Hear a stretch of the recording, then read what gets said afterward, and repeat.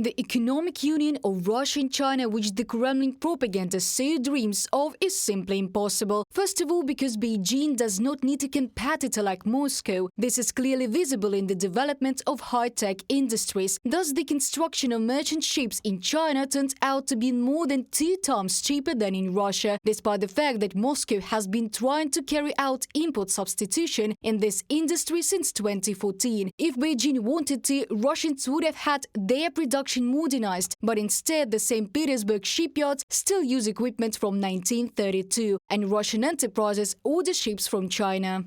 In China, such a vessel costs a little more than 1 billion rubles, and at Russian shipyards, from 2 to 2.5 billion rubles. We expect to sign a contract for the construction of about 20 ships in China in the near future. With optimistic development of the investment project, the first ships will appear in the 2025 navigation season.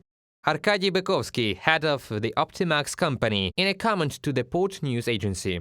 China even buys Russian energy resources only at huge discounts. Thus, Beijing once again refused to build the Power of Siberia 2 gas pipeline. In the long term, the pipeline could help Moscow replace the sharing gas exports previously occupied by the European Union. But this is not beneficial for China. The country obtains fuel from many sources and is not going to depend on one of them. At the same time, Russia may have to build additional pipes to China at its own expense simply to fulfill its contractual obligations.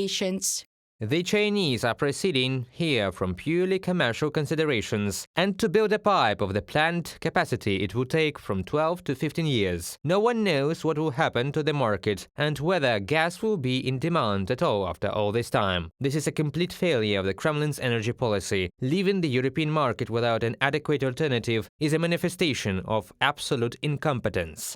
Mikhail Krutikhin, oil and gas market analyst, in a comment to The Voice of America.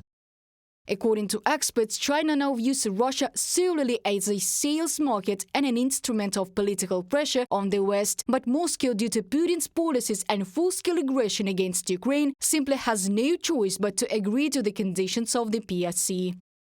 However, Russian propaganda continues to proclaim close cooperation between the two supposedly fraternal peoples. For example, Moscow proudly reported that China will now train Russian prosecutors. According to the Russian Prosecutor General Igor Krasnov, the first such trips for advanced training will begin in November. Reported by Diana Kolesnik, Danilo Kobza, UATV News.